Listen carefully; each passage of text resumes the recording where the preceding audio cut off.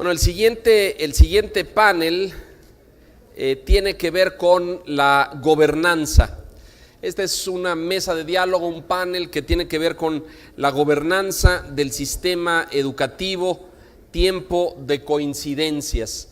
Este es un tema que planteó desde el inicio, desde la apertura el día de ayer, el subsecretario Otto Granados, que lo dejó claramente establecido.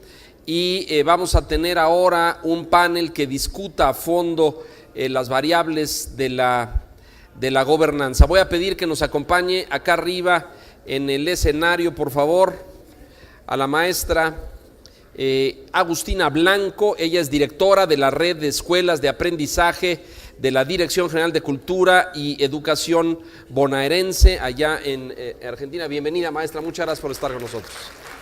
Gracias, bienvenida. Muchas gracias, por favor.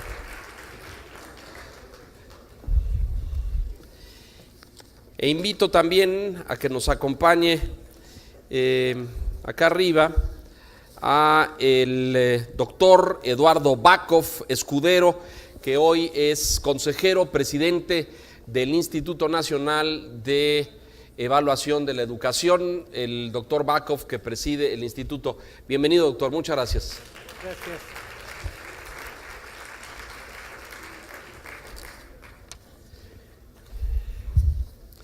Invitamos también a Patricia Vázquez del Mercado, secretaria de Educación Pública del Estado de Puebla, que no nos pudo acompañar, pero en su lugar está con nosotros Lucero Nava Bolaños, quien es subsecretaria de Educación Obligatoria allá en Puebla. Bienvenida, maestra, muchas gracias. Gracias por estar aquí. Gracias. Para moderar este panel ya estuvo el día de ayer aquí con nosotros y ahora Elisa citaba su asesoría y su orientación en todo el proceso curricular desde Flaxo, la Facultad Latinoamericana de Ciencias Sociales en México, el maestro Lorenzo Gómez Morín. Bienvenido nuevamente, querido Lorenzo. Muchas gracias. Bienvenido, gracias.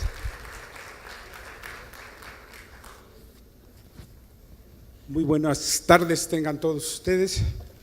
Le doy igualmente la más cordial bienvenida a los colegas que hoy estarán en esta mesa. El tema de la mesa tiene que ver con un término muy importante en términos de política pública, los problemas de gobernabilidad y de gobernanza, entendidos evidentemente como las responsabilidades que tiene el gobierno y la sociedad para sacar adelante algún proyecto, propuesta, algún cambio institucional grande. La reforma educativa 2013, como comentábamos desde ayer, es una reforma educativa de gran calado, es una reforma educativa muy profunda. Me atrevo a decir que desde 1992 que hubo una reforma educativa en donde se transfirió la educación básica y normal a los estados de la República, a la gestión de los estados de la República, y que fue una reforma muy importante, porque junto con ella se acompañó también reforma de planes y programa de estudio, nuevos libros de texto, se decretó la obligatoriedad de la educación secundaria. Desde entonces no había habido una reforma de la naturaleza y de la profundidad como la que se inició en 2013. Esta reforma, como comentábamos, tuvo que ver con el establecimiento, entre otras, del servicio profesional docente, es decir, armar una carrera de mérito para el ingreso, permanencia y promoción de docentes, la creación del Instituto Nacional para la Evaluación de la Educación como organismo público autónomo, y en lo que estamos viendo en este simposio, la elaboración de un nuevo modelo educativo, un currículum, un cambio curricular, pero ahora para la educación obligatoria que incluye educación básica y media superior. Para tocar estos temas, pues ya Leonardo nos hizo favor de presentar a nuestros invitados, a los cuales me congratulo de poder acompañar esta mesa de debate. Y esta mesa la haremos tendremos dos momentos. Quiero ofrecerles a los panelistas dos preguntas que tienen que ver con el tema de la mesa, para pedirles su punto de vista, su opinión, y después tener un intercambio de réplica entre nosotros, y finalmente, pasando las dos preguntas que vamos a hacer, pues abriríamos a la petición de preguntas por parte de la audiencia. Entonces, la primera pregunta es como les llamaba yo, la pregunta clave es: en su experiencia, una reforma educativa profunda, como en esta, que implicó cambios constitucionales, ¿requiere alguna condición particular de gobernabilidad? Esta intención de esta pregunta, manás para explicar, es: para hacer una reforma, ¿hay asuntos de gobernabilidad que deberían de estar presentes para poder lograrlo? Y si es así, también preguntar, dado que tenemos una colega, Agustina, que es nuestra colega que viene de Argentina, verlo también desde una óptica de América Latina. Entonces, pues para iniciar le voy a pedir a Agustina si puede iniciar respondiendo la pregunta. Gracias. Bueno, gracias Lorenzo, y ante todo, muy buenas tardes. Un día largo y ya uno de los últimos paneles cuando hablamos de la gran reforma y de cómo intentar cambiar el rol de los estudiantes, ¿no? De un rol pasivo a un rol activo, y yo pienso en las horas que hemos estado, es simplemente esto, tratar de realmente poner a ese estudiante como protagonista. Creo que es el núcleo de todo esto. Así es que intentaremos ser breves y concisos. Ante todo, les comento que desde Argentina me impresiona, más allá de que uno sabe en la región que estamos todos inmersos en este mismo asunto, haber escuchado desde ayer y la verdad cada una de las charlas me han resultado fascinantes, pero sobre todo es tan evidente que estamos todos con muchas cuestiones que tenemos en común. Entiendo que México tiene un avance formidable en cuanto a la formulación del plan, del cambio educativo, y también entiendo que ahora comienza la etapa más difícil, o ya comenzada, pero este tema de la implementación, porque se han oído una infinidad de cuestiones que creo que nadie discute. Es tan evidente que el cambio del mundo nos lleva a un cambio de educación que es obligado, es exigido, pero el gran tema es cómo hacerlo, porque al final todavía estamos de algún modo, y acá encuentro que mi país tiene muchísimos puntos de encuentro con México y con tantos otros, estamos todavía basados en una tradición que cuesta mucho cambiar, ¿no? Hay resistencia al cambio, toda la teoría de cambio en esto se aplica, y es acá donde realmente me ha resultado más fascinante, y vengo desde un lugar y con toda humildad a comentarles cómo lo estamos viendo en Argentina y qué estamos intentando hacer en este mismo sentido, cómo implementarlo. Ante la pregunta en concreto, ¿cuáles serían aquellas condiciones como para que una reforma estructural y profunda como es esta pueda llevarse a cabo? Más allá de la ley, por supuesto, el marco legal creo que acá está dado y está bien claro, pero yo diría que hay dos cuestiones que considero que son esenciales. La primera tiene que ver con hacer que los protagonistas en la implementación de semejante cambio no solamente se sientan parte del cambio, sino realmente sean parte del cambio. Y acá entran todos los niveles de sistema hasta llegar al eslabón que yo creo que es el fundamental, que tiene que ver con los directores y los docentes en las escuelas. Y cómo hacer que se sientan y que sean parte del cambio es lo que es bien difícil.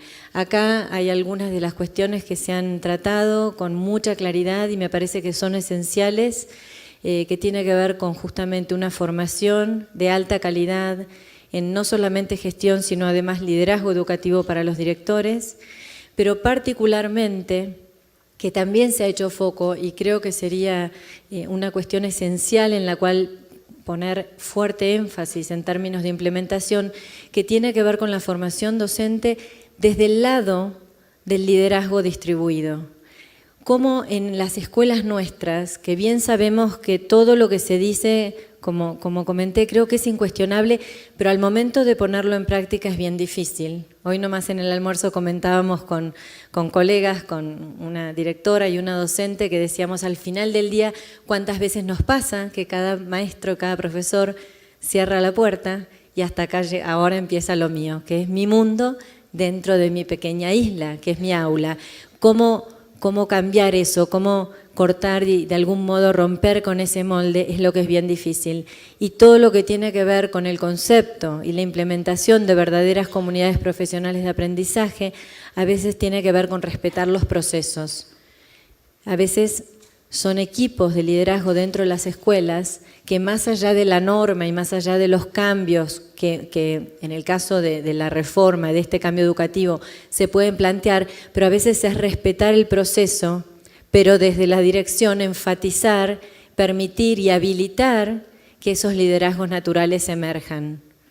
Nosotros consideramos que los directores son estos grandes catalizadores, son quienes aceleran o inhiben procesos y a veces tiene que ver con permitir, con habilitar, con apoyar. Sin ese cuerpo de docentes, que son los que crean primero en esta reforma, que crean que son capaces de dar más, de incidir en los demás, de inspirar al resto, sin que los directores habiliten a este cuerpo, es muy difícil que el resto vaya a pasar. Ellos son de algún modo quienes deben promover que esto es factible y que esto se puede hacer. Así es que para mí esa es la primera gran condición, que los protagonistas sean parte de este cambio. Y en la segunda condición tiene que ver con la confianza. Se nombró, se mencionó y sin embargo todo lo que pueda decir desde la experiencia que tengo de trabajo mi especialidad fue en formación de formadores, particularmente en formación de directores. Trabajé los últimos 8 años en la Universidad de San Andrés. Nuestro programa bandera es Directores Líderes en Acción. Esta escuela de educación es la que ahora está tomando la dirección Axel Rivas. Y hemos trabajado con más de 1000 escuelas, ¿no? En donde es demasiado importante lo que ocurre en términos de confianza dentro de cada institución. Esto es lo que uno recoge y aprende a través del trabajo mano a mano con cada una de las escuelas. Y la confianza también, cómo incide la confianza como factor fundamental, no es algo subjetivo, es algo que tiene una base científica muy fuerte. Hay estudios longitudinales de una década, hay un estudio particularmente interesante de Anthony Brick y Barbara Schneider que muestran la incidencia que tiene la confianza, por ejemplo, en lograr aprendizajes o lograr escuelas efectivas. La confianza tiene que ver con este sistema de dependencias mutuas. Fíjense que nos hace al sentimiento de vulnerabilidad y acá nuevamente los directores pasan a ser actores claves y los equipos de liderazgo, las comunidades profesionales también. ¿Cómo? A través de la modelización. La confianza tiene que ver con el respeto, con la integridad personal, con las capacidades, las competencias que el rol requieren y con el interés por la otra persona. Cuando eso ocurre a través de la modelización en una escuela, es donde cuando uno trae una propuesta diferenciada como es esta, cuando uno intenta habilitar espacios para la innovación, quiere promover espacios de intercambio, sin la confianza es imposible que esto suceda. Va a ser un mandato y las reformas no actúan como por mandato. Tiene que ver lo que viene de arriba hacia abajo, pero definitivamente qué ocurre en las escuelas. Cada escuela es un mundo, cada escuela se conoce mejor que nadie. Y es por eso que la confianza, a mi entender, es un factor determinante. Muchísimas gracias, Agustina. A continuación le pedimos al doctor Bakov, por favor. Gracias, muy amable. Sí. Buenas tardes a todos. Pues yo diría, además de lo que nos acaba de decir nuestra compañera de Argentina, que además de la confianza, una reforma educativa profunda toca muchos ámbitos políticos, sociales, laborales, toca intereses gremiales, toca posturas personales, percepciones pedagógicas, relaciones humanas, relaciones gubernamentales, intergubernamentales, presupuestos, en fin, formas de administrar, formas de entender la educación. Todo este universo de cambios pues requiere básicamente condiciones gubernamentales que puedan tener la capacidad de llevar a buen puerto el propósito que se propone una reforma educativa de esta naturaleza. Y ahora se ha hablado mucho en las reformas, en esta reforma educativa, de los aprendizajes de los estudiantes. De hecho, se iguala la calidad de la educación en la Constitución como el máximo logro de aprendizaje posible. Pero yo me pregunto en realidad, ¿cuántos sistemas del mundo se han tratado de proponer o se han propuesto cambios sustantivos en los aprendizajes? ¿Y cuántos de ellos han logrado en realidad, digamos, dar un brinco que al menos sea notorio y que podamos decir que las reformas, porque la reforma educativa como ahora se le contempla o se le alude, pues en realidad son unas series de reformas, no es una reforma, y está mal, a mi manera de ver, definida la reforma educativa como tal. Son varias reformas y en México, en términos generales, se le iguala a la reforma educativa como la evaluación de los docentes, porque es el tema que más, digamos, atención ha traído y el que ha sido más polémico en todo. Pero el INEE, en el cual yo represento en este momento, pues es parte de la reforma educativa. El cambio a las normales va a ser es parte de la reforma educativa. El nuevo modelo educativo, etcétera, etcétera. Son varios componentes. Articularlos todos ellos para que al final podamos nosotros decir que mejoramos los aprendizajes de los estudiantes, se requiere de una gran capacidad, de una gran inteligencia, de una gran coordinación institucional, gubernamental, social, mediática, es decir, se pone en juego todas nuestras capacidades como mexicanos. Entonces, para ello necesitamos tener claramente qué es lo que queremos hacer y para ello tendríamos que tener un diagnóstico muy bien definido y metas muy bien establecidas en el tiempo. Y esto usualmente no es práctica de la política mexicana. En realidad se hacen reformas y luego vemos después de mucho tiempo que no funcionaron o que funcionaron medianamente y volvemos a hacer otras reformas para lograr los mismos resultados. Pero entonces yo diría que se requiere de una gran capacidad, además por supuesto de una gran voluntad, de estar convencidos, de una simpatía por el cambio, se requiere de una capacidad. No, la simpatía y solamente la voluntad no pueden hacer que un país entero se mueva. Yo me preguntaba hace rato, ¿cuánto cuesta mover a un país, digamos, 10 puntos en PISA? ¿Qué necesitaríamos hacer? Y si yo tuviera la respuesta, se las aseguro que se las vendería a cualquier país, porque todo mundo quisiera estar 10 o 20 o 30 puntos arriba de PISA. Sin embargo, es una pregunta muy difícil de responder porque están involucrados una gran cantidad de hilos educativos, pero también de hilos sociales. El sistema educativo nacional no es único responsable de los aprendizajes de los estudiantes. Es parte, la sociedad es la otra parte. Hay una investigación muy interesante respecto a por qué en el caso de PISA, Vietnam fue una revelación, siendo 4 veces más pobre que nosotros, es 3 veces mejor en los resultados de PISA. Y es mucho decir eso.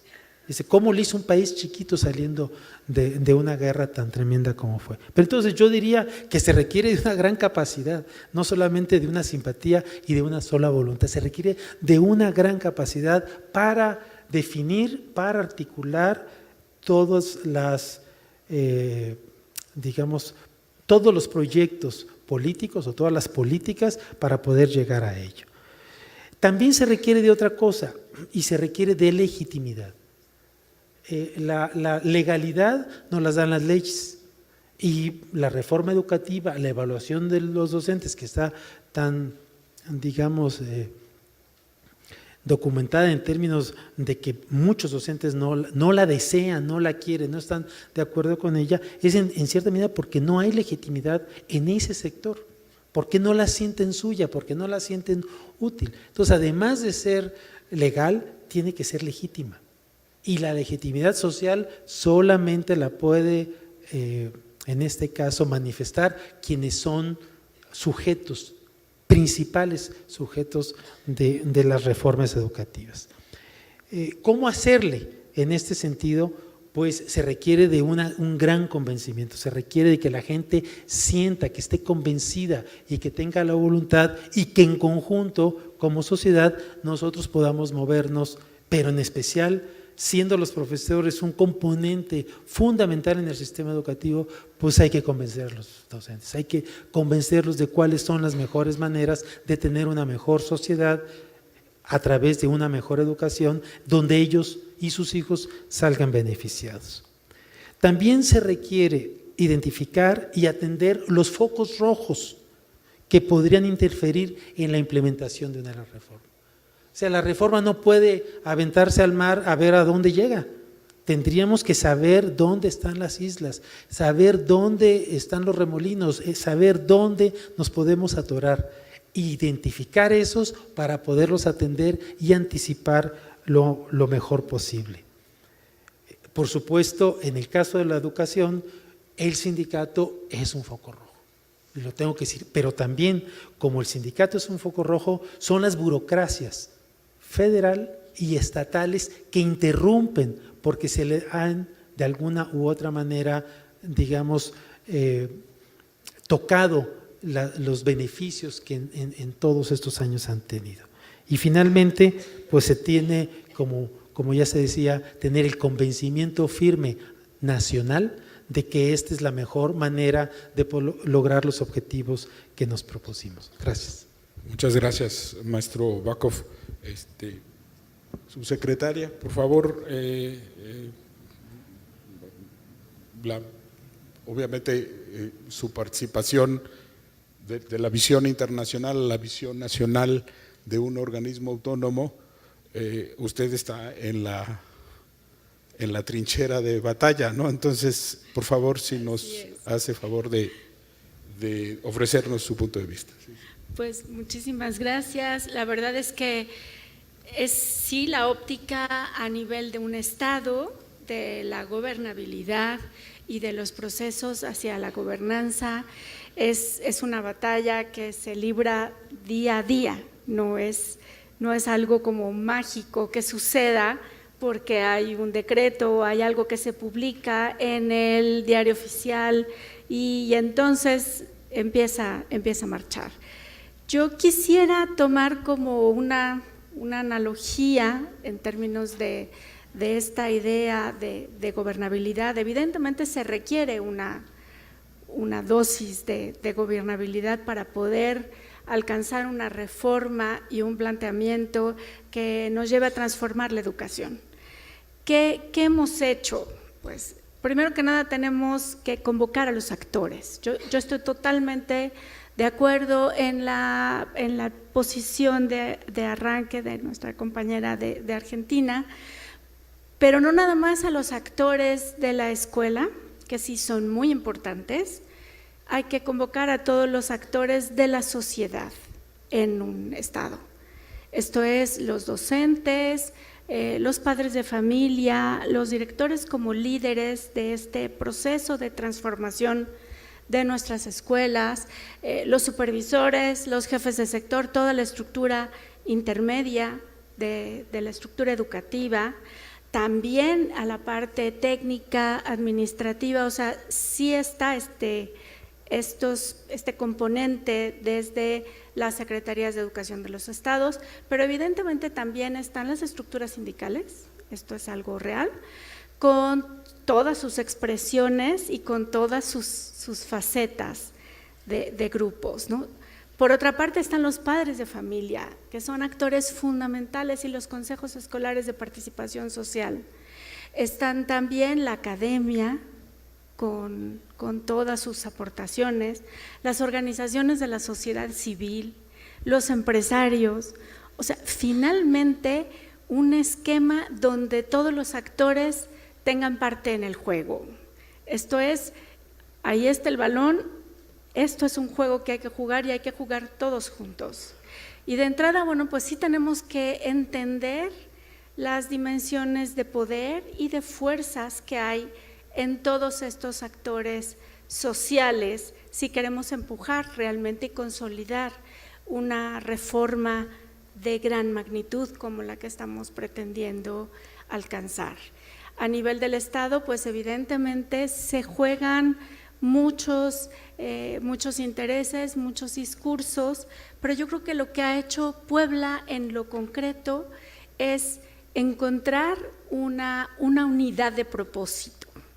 Esto es fundamental, o sea, ir eliminando las barreras y encontrar un punto que nos une a todos estos actores. En el caso de Puebla, lo que se encontró es un modelo muy sencillo que se llama modelo APA, que se concentra básicamente en 3 elementos de cómo abordamos la educación, que es cómo hacemos que todos asistan, no es un tema fácil, cómo convocamos a aquellos 250,000 niños que tenemos todavía fuera de la escuela, es un gran desafío, cómo hacemos que permanezcan, que no se nos vayan, que no abandonen las escuelas, que no lleguen a la media superior, a la secundaria y decidan pues migrar, simplemente que la escuela ya no les interesa, y cómo hacemos que aprendan lo que tienen que aprender.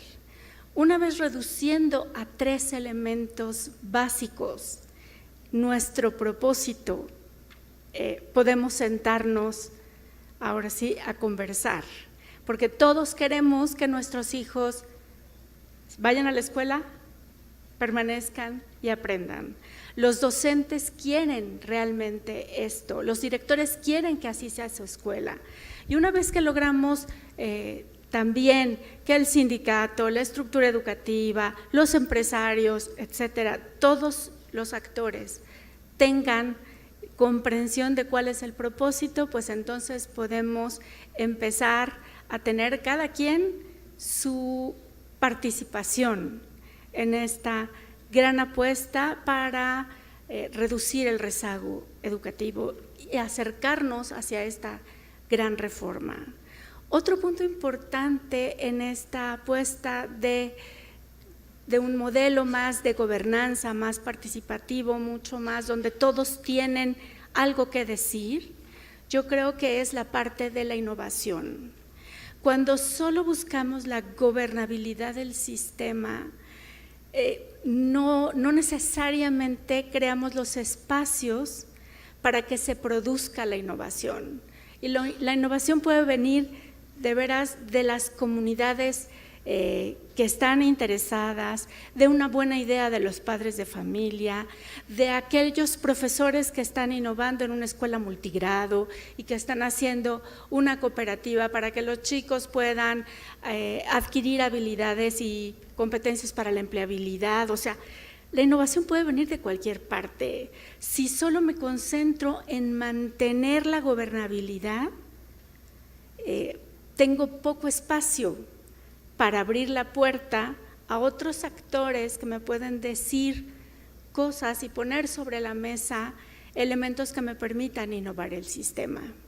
De modo que pareciera como un juego de una dinámica de los diferentes procesos. Yo estoy convencida de que es a través del involucramiento de todos los actores, el permiso a innovar y a la creatividad, la unidad de propósito, el mantenimiento de procesos de comunicación muy claros y de acuerdos también, y de respetar esos acuerdos. Yo creo que esto es fundamental a nivel del Estado. Hay cosas, ejemplos muy claros de cómo podemos alcanzar la gobernabilidad. Por ejemplo, estoy pensando en la autonomía de gestión y de la elección del calendario de 185 días o 195 o 200. Fue todo un tema de gobernabilidad y fue todo un ejercicio de dejar a las comunidades escolares, de permitir a los supervisores que hicieran consensos, de que los padres de familia escogieran opciones, de los docentes. Entonces, es un ejercicio donde tenemos muchos acuerdos y donde tenemos que llegar a respetar estos acuerdos, para lo cual nos vamos adquiriendo espacios de legitimidad y de construcción poco a poco de esta gran reforma. Muchas gracias, maestra. Es un gran recorrido y con aportaciones muy importantes las que hasta ahorita nos han hecho nuestros panelistas. Yo les comentaba, les ofrecía a los panelistas un par de definiciones que en lo personal usamos mucho en el trabajo de política educativa, y el término de gobernanza, que es uno de los temas que se manejan. Nosotros, en lo personal, a mí me gusta mucho una definición, un concepto de este tema que maneja un investigador mexicano, un escritor, investigador mexicano, Luis Aguilar, ¿no?, que se refiere él a la gobernanza como una forma de gobernar que implica una nueva relación entre gobierno y sociedad, en la cual los ciudadanos son considerados como sujetos en el proceso de gobernar. Es decir, esta nueva relación implica que los sujetos, las personas, tienen un ámbito de toma de decisiones. La siguiente pregunta, en este concepto de gobernabilidad, de gobernanza, de darle más poder a los sujetos, en este caso educativos, en el proceso de gobernar, implica una relación de coordinación y no de subordinación, dice Luis Aguilar, ¿no?, entre el gobierno y estos sujetos, ¿no?, que entiendo yo muy bien que esto es lo que el doctor Bakov mencionó claramente como la legitimidad de un proceso, cuando tiene la aceptación, y no solamente la aceptación, sino la adhesión y el empuje de la sociedad. Entonces, México está a punto de entrar, y digo a punto de entrar porque a partir del próximo mes entramos en una carrera de cambio de gobierno. El próximo año hay elecciones federales, hay cambio de presidente, hay cambio de Congreso federal, senadores, diputados, habrá cambio también en algunas gobernaturas estatales, ¿no?, y es un momento, pues ya sabemos lo que son los años políticos. Y en el entorno hay una pregunta que flota en el aire, que algunos la ven y háganse de cuenta que se agachan y se van de lado, ¿no? No queremos ver esa pregunta, ¿no? Y es decir, ¿qué va a pasar con la reforma educativa en el próximo año? Y este es un tema que tiene que ver con gobernanza. Y la pregunta que les hice yo a nuestros colegas fue: ¿en dónde es previsible impulsar o fortalecer la gobernanza para el éxito de una reforma educativa profunda, en este caso la mexicana, pero desde la perspectiva externa, en un entorno político de esta naturaleza difícil, en donde la pregunta que yo les pido si podemos abordar es: ¿en dónde es previsible o necesario impulsar o fortalecer la gobernanza? Y regresamos y le doy la palabra a Agustina, por favor. Sí, esta misma pregunta, que me parece absolutamente pertinente, de hecho surgió ayer de alguno de los participantes de la audiencia, y es el gran temor. A veces en educación bien sabemos que todo actúa por demolición, muchas veces cuando hay un cambio de gestión política. Y sin embargo hay dos cuestiones que a mí me ponen en un lugar de enorme optimismo respecto a lo que uno puede entender, ver, leer y haber escuchado respecto de esta propuesta acá en México. Lo primero y primordial es que, como bien dijo la subsecretaria, creo que se ha hecho el recorrido que sí ha sido la condición, digamos, inicial, que tiene que ver con el acuerdo a nivel sociedad. Bien sabemos que la educación la construimos entre todos. Han sido prolijos, han respetado este proceso, lo han hecho, probablemente podría parecer largo, yo creo que no, por el contrario, es porque se ha hecho como debió haberse hecho. Pero además ayer oí algo que me pareció absolutamente crucial y en esto es donde radica mi mayor optimismo. Y lo que se dijo y está explícitamente escrito es que esto no es un programa y no es un proyecto. Y se dijo, esto es una estrategia. Entonces, aun si hubiese cambio, hubiese un volantazo, que ojalá que no, ojalá que realmente continúen, aun si hubiese algunas modificaciones, pero el rumbo está claro, el rumbo fue acordado, la sociedad en su mayoría, entiendo, ha dicho que sí, porque se entiende la necesidad de cambio. Entonces, si esto es una estrategia, hasta donde sea que se va avanzando, que debería quedar instalado. Estas son cuestiones, porque son modalidades de trabajo. ¿Dónde está el cambio profundo? El cambio profundo está en que ya hoy no concebimos una escuela que solamente sea inclusiva en términos del que queremos que los estudiantes estén. Hoy se concibe una educación de calidad en que los estudiantes están, pero además se los incluye en el conocimiento. Queremos evitar que dejen la escuela. ¿Qué hacemos al respecto? ¿Cómo los motivamos? ¿Cómo realmente se los pone en el centro y como protagonistas? Este es el gran cambio. Lo que se está hablando de un nuevo rol en los directores, y muy bien dijo la subsecretaria, no solo los directores, desde ya los supervisores, es un nuevo rol pedagógico. Ellos son, de nuevo, a quienes acompañan, quienes habilitan, quienes generan las condiciones. ¿Para qué? Para que el docente asuma su nuevo rol, que es un rol bien distinto, es un rol más de facilitador, porque la sociedad, y acá creo que todo Latinoamérica, más allá del mundo, entendimos que al haber dejado la sociedad industrial y hoy ser parte de la sociedad del conocimiento, donde estamos experimentando cambios exponenciales minuto a minuto y son cambios que van a continuar siendo. ¿Por qué? Porque ha habido una convergencia entre lo que es la inteligencia artificial, la nanotecnología, la biotecnología, la Internet, que realmente nos pone en una sociedad absolutamente distinta y la educación no ha podido acompañar esa velocidad de cambio. Entonces, entendemos que las escuelas deben ser distintas. Entendemos que las aulas deben ser laboratorios constantes de innovación donde los protagonistas en la construcción del conocimiento sean nuestros estudiantes. Todo este proceso ha sido prolijo y ahora, como antes mencioné, llega lo difícil que es la implementación. Entonces, más allá del cambio posible en una gestión, cualquiera de estas cuestiones que comienzan a operar en este cambio de rol, tanto de directores como de docentes como supervisores, creo que ya son cambios positivos, son pasos importantísimos.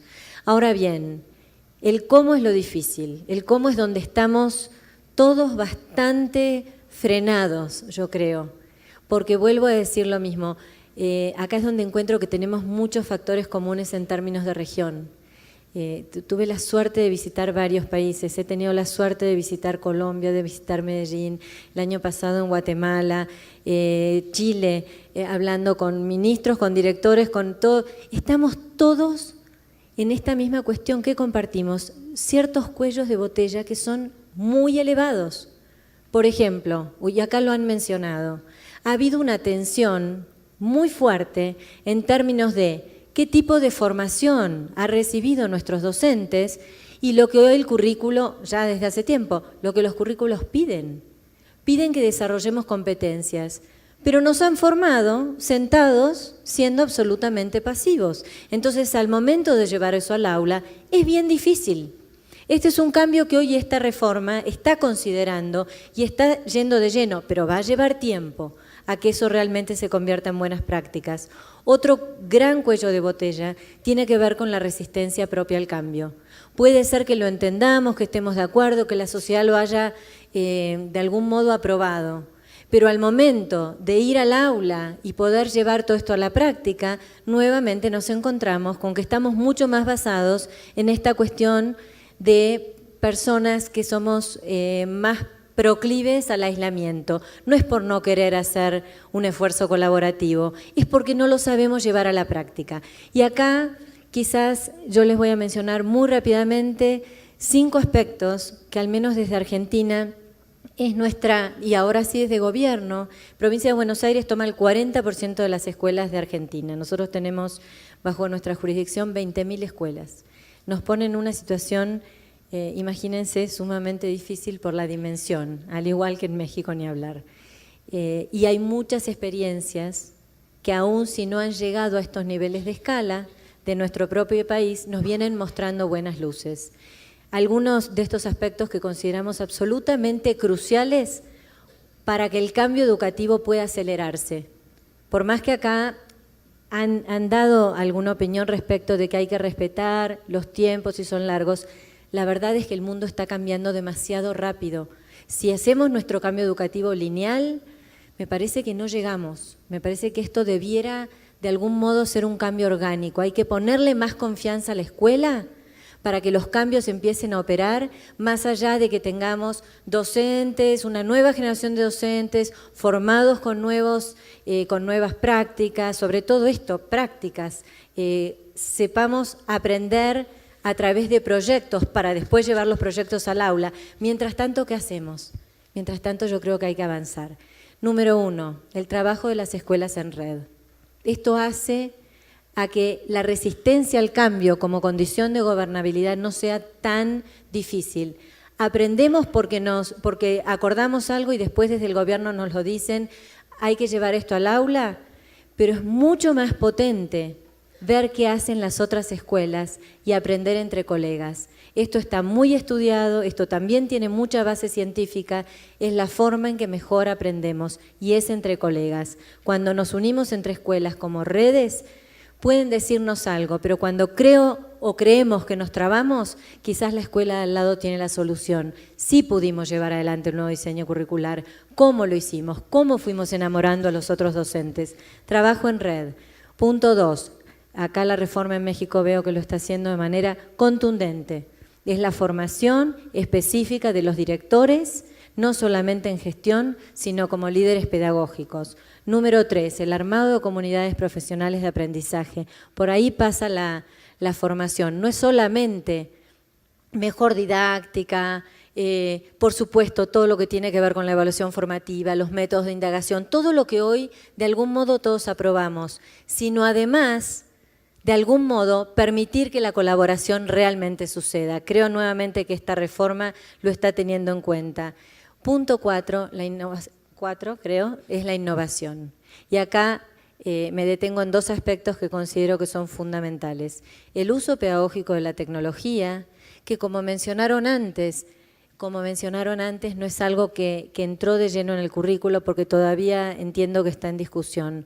Sin embargo, si no lo podemos pensar en los alumnos, lo debemos pensar, así sea a través del uso de los celulares, como el dispositivo que mayor tracción puede realizar respecto a la formación entre adultos.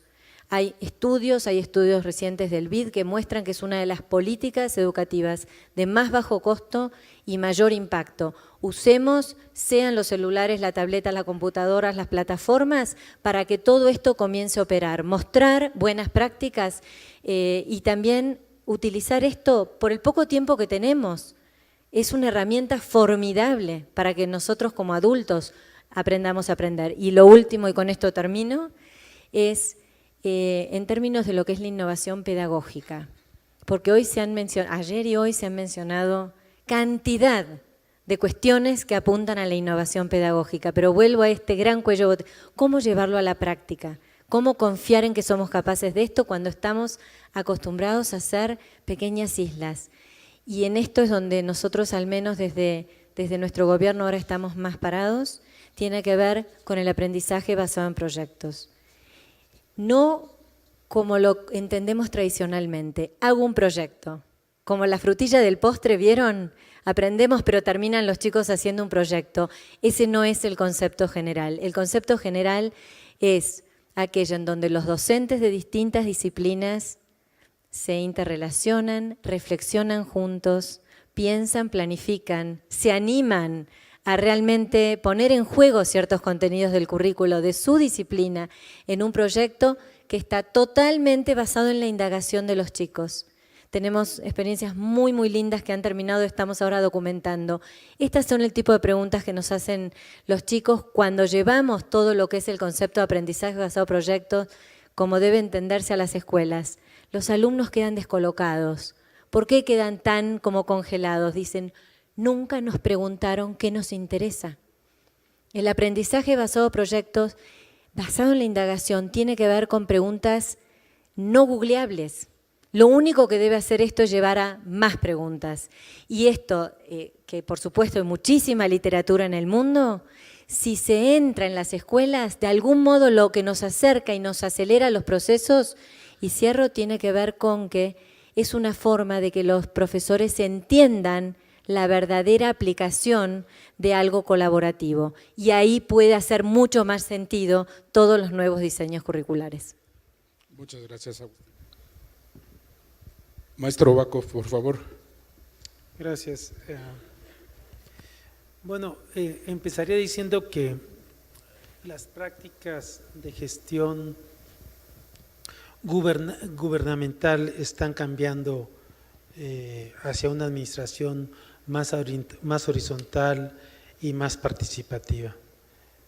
Es claro que la sociedad exige cada vez más rendición de cuentas y participación en la toma de decisiones, de políticas públicas, por supuesto. Y esta es una característica, si no de todas, de varias de las naciones desarrolladas o industrializadas. Pienso que este es un camino que no tiene retorno y que en la medida, digamos, de lo posible, nuestro país y otros países de Latinoamérica seguramente transitarán hacia este rumbo, que no es fácil porque nosotros vivimos o venimos de una gestión, de un tipo de gestión sumamente centralizada.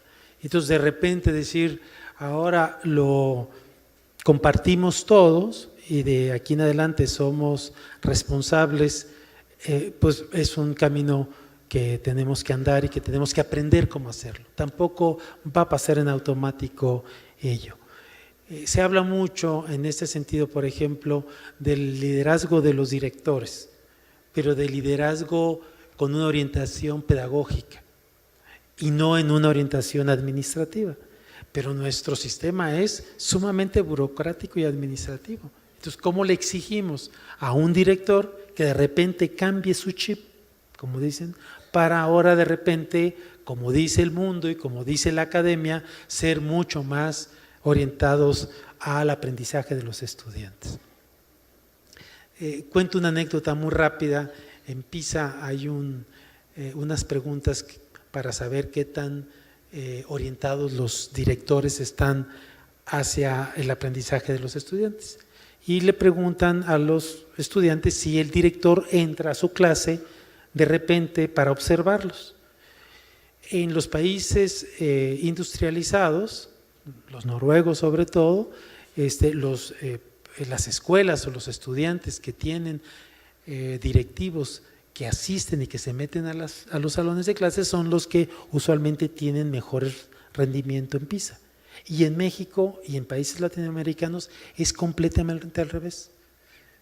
Es decir, en las escuelas donde el director se mete a la escuela, al salón de clase, es donde menos aprendizaje hay. Entonces yo les decía, es que es muy fácil, porque en México los directores se meten a clase cuando el profesor no puede resolver un problema de conducta, o cuando falta mucho el profesor y él tiene que ir a dar la clase, pero no es al revés, ¿no? Entonces, quiero decirles que la mentalidad y el cambio de una forma de comportarse en este sentido, como lo dice Luis Aguilar, que no es el cantante, por cierto, ¿verdad? Sino es un colega nuestro muy afamado en ese sentido, en el que hay que compartir, vamos a decir, la toma de decisiones de manera mucho más horizontal. Es un estilo distinto. Yo no sé si es el mejor, aunque a lo mejor políticamente no es lo correcto decir, porque uno quisiera pensar que ese es el mejor sistema. Pero el caso es que la gobernanza sí se entiende como, digamos, como una repartición, un involucramiento de la toma de decisiones, de las responsabilidades de manera más horizontal. Y eso es en realidad simple de entender, porque aquellas personas que están más alejadas de la toma de decisiones, pues son quienes tienen menos responsabilidad o la sienten más alejada, ¿no? En el caso muy particular de México, no solamente los docentes se sienten muy alejados, por ejemplo, de la reforma educativa, donde sienten que no se les consultó, pero también los padres de familia. Los padres de familia en México no tienen una participación activa, sustantiva en la escuela. Se les llama para tener algunas reuniones para el recreo, para el apoyo, para cualquier festividad, ¿verdad? Pero no toman decisiones ellos. Y yo les quería decir que en este sentido, la participación, por supuesto, de la sociedad y de los padres de familia es imperativo para mejorar la educación. Por supuesto, la de todos los actores, supervisores, directores, docentes que adquieran digamos, un rol distinto al que hasta ahora han tenido, que simplemente es el de obedecer las instrucciones que se les dan a nivel central, no solamente desde México, sino desde las inspecciones o desde la dirección de su escuela. Yo quería decir que, sin estar en desacuerdo, ¿verdad?, con nuestra compañera argentina, porque me parece es difícil estar en desacuerdo con ella en lo que nos dice, sí habría que ver qué cosas, y volví a Vietnam porque a mí Vietnam me ha traído mucho la atención. ¿Qué hacen los vietnamitas, por ejemplo, que es tan distinto a los demás países? Y yo les voy a comentar 3 o 4 cosas que los hacen muy distintos a ellos y que no tiene que ver con la gobernanza como la estamos entendiendo en este momento, sin decir que estoy en contra, por supuesto, de ella. Fíjense, en principio la sociedad vietnamita aprecia el conocimiento sobremanera, aprecia el aprendizaje porque piensa que el aprendizaje es la vía, pero que sus hijos salgan de la pobreza en donde se encuentran. Y como la aprecian, exigen a la escuela, a nivel individual, ni siquiera en grupos de padres de familia, a nivel individual van y le exigen al maestro que quieren que su hijo aprenda más de lo que está aprendiendo. Entonces hay una exigencia social natural, pero porque existe este sentimiento social de que es importante, o esta creencia social de que la educación y el conocimiento es importante. Otro aspecto que caracteriza a la escuela vietnamita es que los profesores retan a sus estudiantes. O sea, no les piden solamente que aprendan lo que dice el currículum, sino que les exigen que piensen y que resuelvan problemas más allá de lo que dice el currículum. Los retan intelectualmente, y a los niños y a los adolescentes les encanta que los reten. Y es una manera en que ellos empujan para que los estudiantes aprendan más.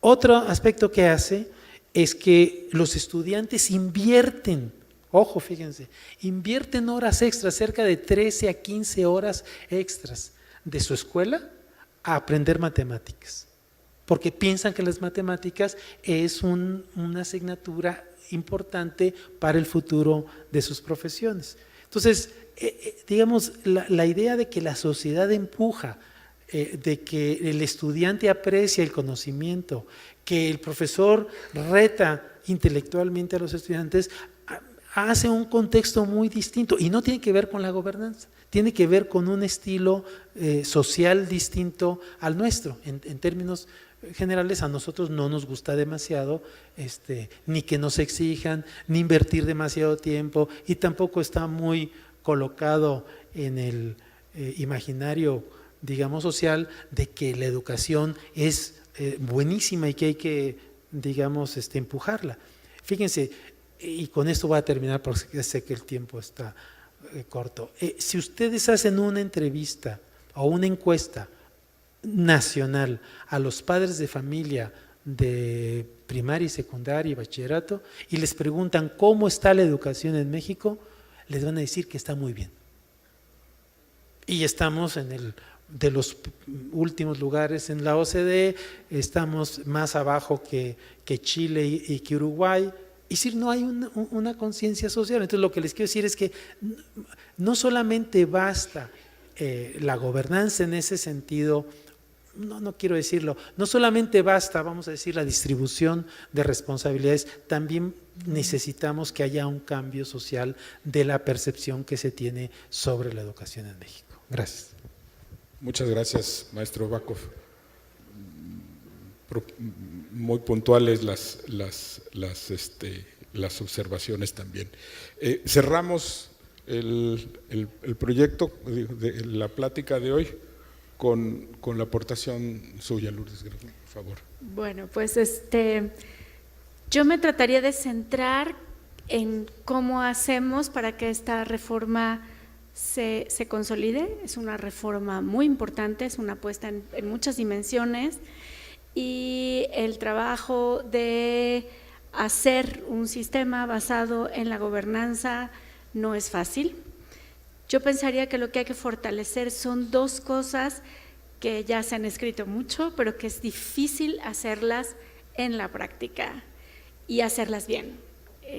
Creo que hemos andado camino ahí y nos funciona. Una es el trabajo colegiado.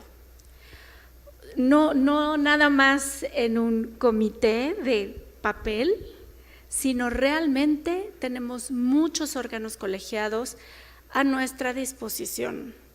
Y estoy hablando de todo el sistema. El trabajo colegiado desde los consejos técnicos escolares, en donde lo que hay que hacer es que el director tiene que no reproducir un sistema de control y de gobernabilidad, sino justo tiene que dar la pauta para que los docentes y tal vez algunos miembros, como está establecido, del Consejo de Participación Social, se reúnan y empiecen a poner sobre la mesa qué quieren para la escuela y cuál es la ruta de mejora y de veras, o sea, escucharse, darse un día para trabajar juntos. Eso es practicar realmente el trabajo colegiado y la gobernanza. El Consejo Técnico de Zona, el Consejo Técnico de Nivel. Y cuando tenemos a todos los actores en la mesa y nos sentamos como autoridad educativa realmente a escuchar una propuesta, a poner atención, a que todos tienen la palabra. Por ejemplo, en media superior está CEPEMS. En el caso de Puebla, CEPEMS fue un gran instrumento de mejora de la calidad educativa, de abatimiento del rezago, de apoyo para la mejora a revertir los indicadores de abandono. ¿Por qué? Porque todos estaban sentados los organismos públicos descentralizados, que usualmente no se sientan a la mesa, estaban sentadas las universidades autónomas, estaban sentados todas las modalidades de bachillerato, los equipos de planeación y todos en este trabajo de colegio.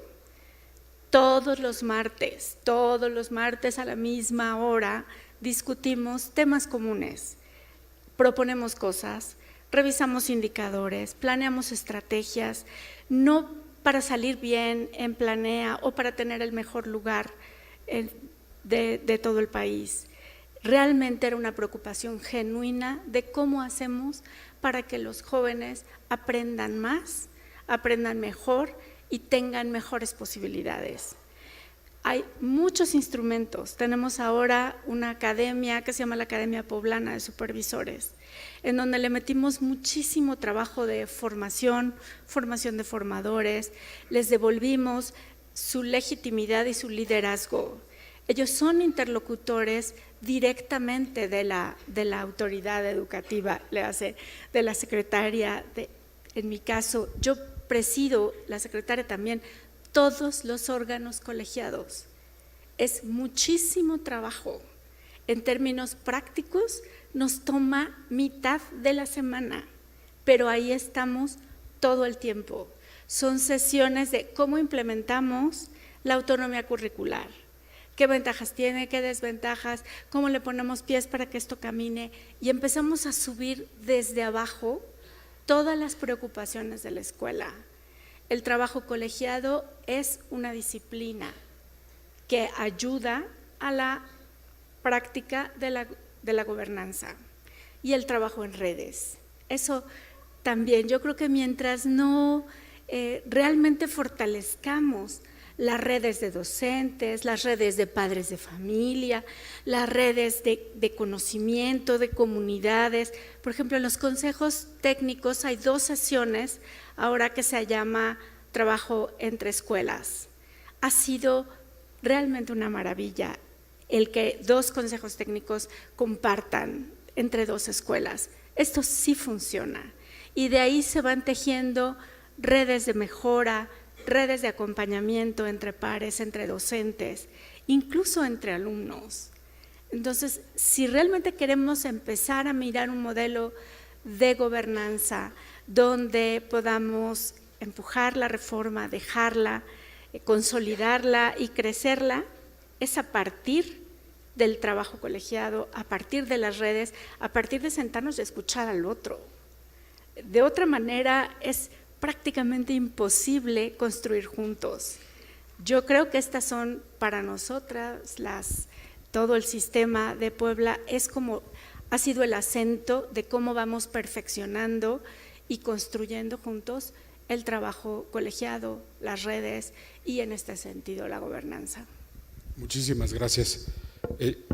Les agradezco mucho a los 3 participantes su disposición, sus ideas. Nos sacamos 10 porque terminamos. Casi. No, perfecto. ¿Cómo? Perfecto. Estamos terminando a la hora que me lo pidió usted, señor. Faltan las preguntas. Faltan las preguntas. Pero ya que me regañó, pues voy a aprovechar el regaño y voy a tomarme un minuto nada más para recapitular que en las aportaciones de los 3 participantes en términos de gobernanza abordamos, y ustedes lo pudieron ver, abordamos muchas aproximaciones de cómo sí sale adelante esta reforma, cómo sí puede consolidarse, desde la experiencia internacional y los 5 puntos que mencionó Agustina, desde la perspectiva de análisis del doctor Bakov, de cómo estaban cambiando las prácticas de gestión, cómo estaban cambiando hacia niveles hacia formas más horizontales y participativas, ¿no? El liderazgo pedagógico que mencionó, ¿no? Y el empujar a los padres de familia a reconocer la importancia de la educación, hasta la operación cotidiana con un nuevo modelo de gobernanza basada en el trabajo colegiado en el estado de Puebla, nos dan cuenta de cómo esta reforma sí puede avanzar, ¿no? Entonces, bueno, pues esa es para mí una excelente noticia. Entonces, doctor Arzós, por favor. Muchísimas gracias por su participación. Abrimos espacio a algunas preguntas. Un aplauso, por favor.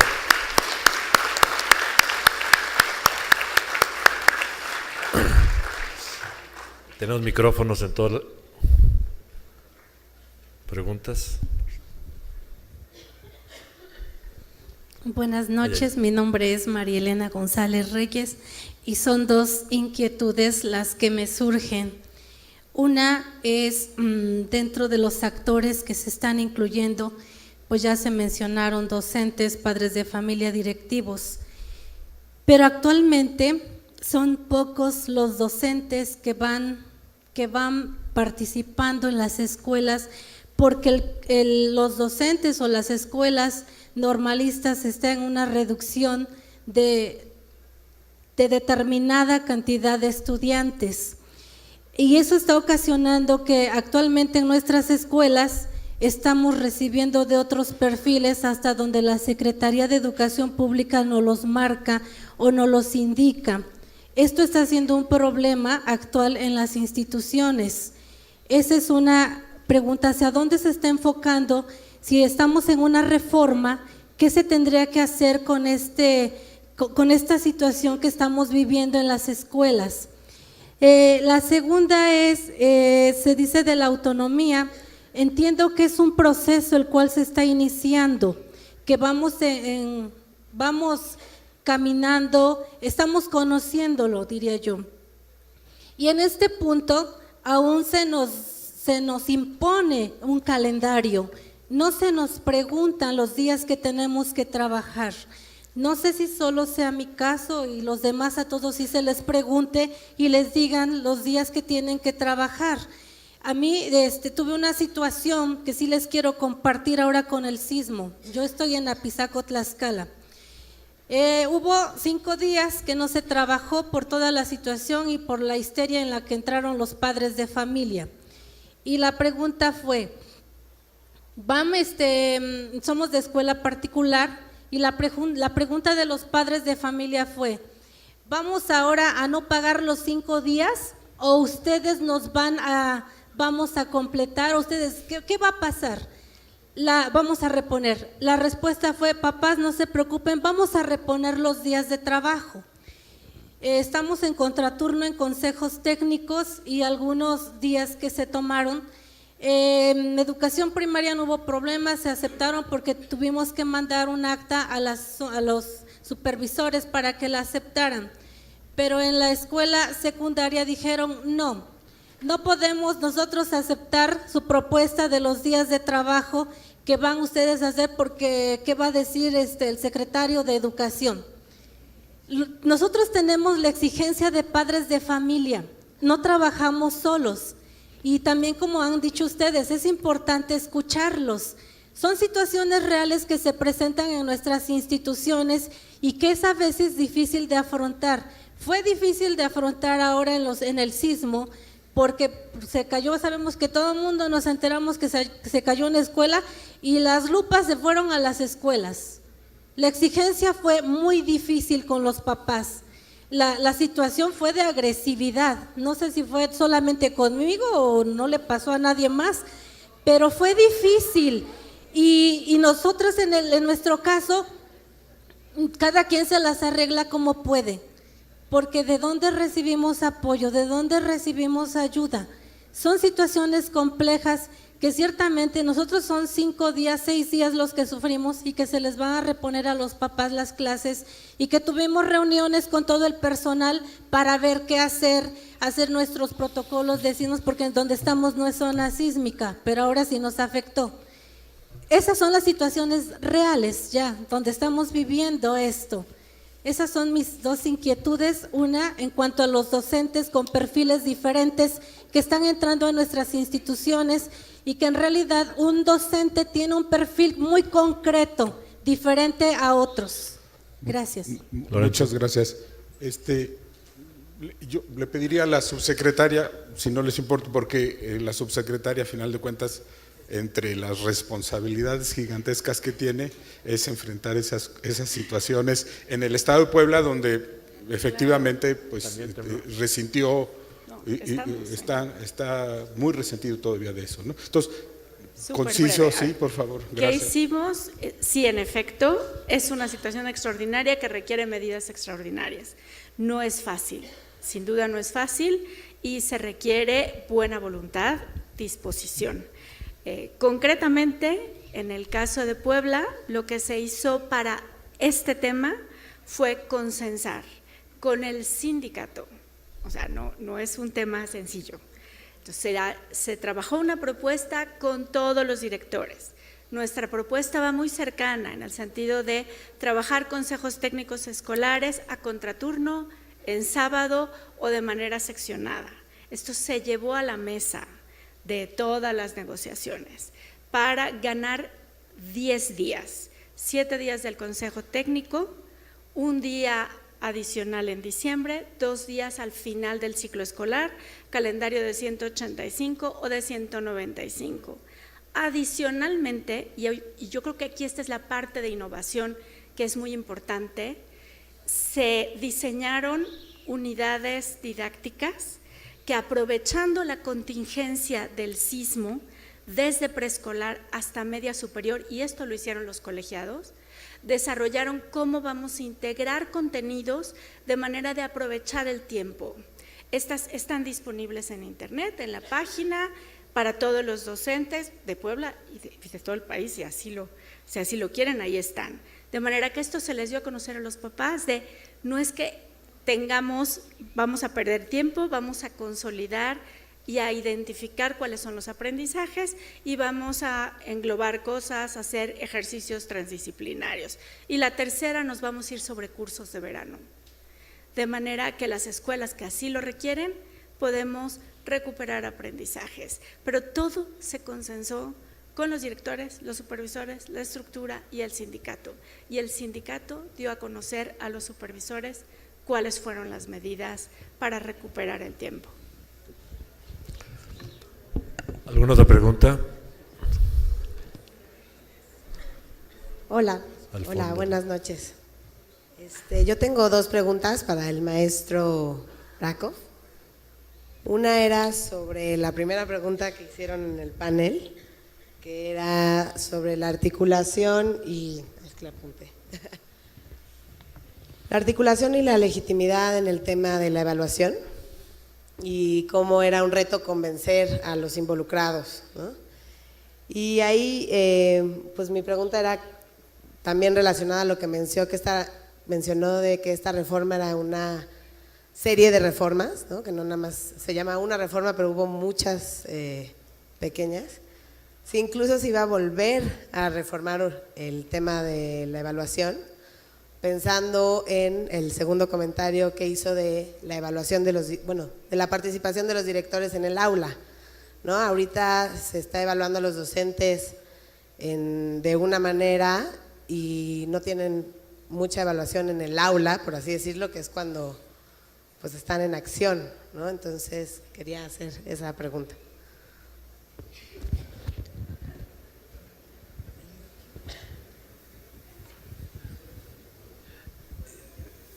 A ver, voy a empezar con la segunda y a ver si me recuerdo la primera, pero la segunda la tengo muy clara. Sí, por supuesto que se está haciendo un convencimiento, ya recordé, un convencimiento. O sea, la reforma educativa seguramente va a consolidarse cuando el profesor se apropie de ella.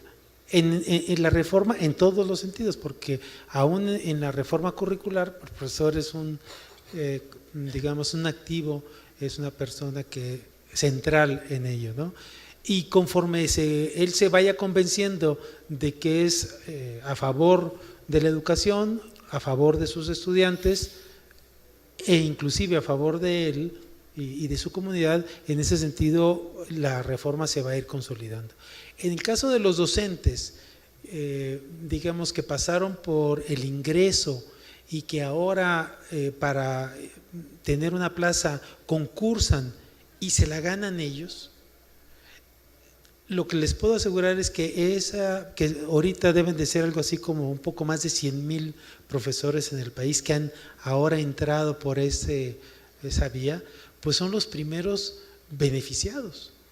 Muchos de ellos dirían, es que sin un concurso abierto, nunca hubiera tenido yo oportunidad de haber entrado al sistema educativo porque no tenía conocidos, porque no tenía formas de entrar. Me abrieron la oportunidad, concursé y gané mi plaza. Desgraciadamente, no puedo decir que esto se haya implementado sin problemas y que se siga y que no haya problemas para implementación. Hay muchos estados, hace un par de días salió en Chihuahua, por decirlo así, un tema importantísimo, que seguían imperando las políticas y las prácticas viciadas de antaño, en donde un grupo de burócratas o de gente del sindicato son los que dicen quiénes entran a favor, a cambio de. Entonces yo digo que ese es un tema que se va a ir ganando poco a poco, porque la gente va, digamos, viviéndolo en carne propia. Ahora, en cuanto a los directores, igualmente a los directores, como a los docentes, como a los supervisores, como a los asesores técnicos pedagógicos y otras figuras, también se les evalúa. En ningún caso se les puede evaluar in situ. O sea, que alguien, un observador, vaya y vea y observe qué es lo que está haciendo el director en cuanto a la gestión, o el docente en cuanto a su práctica pedagógica de todos los días, por la razón sencilla que es inmenso nuestro país, es diverso, y tendríamos que nosotros sacar a profesores de otras aulas para que fueran a observar, en el mejor de los casos, un día, vamos a decir. Y también la literatura dice que un día o unas horas no es suficiente para observar la práctica, digamos, pedagógica con justicia a los docentes. Y lo que sí puedo decir es que la mejor práctica que hemos podido hacer es tener evidencias indirectas de las competencias de los profesores. Si conocen su materia, si saben cómo planear, si saben cómo intervenir, si saben cómo evaluar, aunque sea de manera indirecta. Y sabemos que tiene limitaciones, pero es la forma que hemos podido acercarnos de la mejor manera posible. Muchas gracias, agradecemos a los panelistas su presencia, así como al maestro Gómez Morín su moderación como moderador. Y vamos a entregarles unos pequeños reconocimientos, por favor. Agustina Blanco.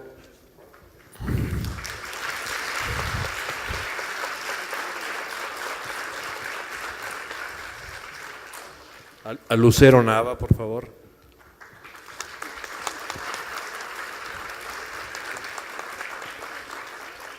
Eduardo Bakov.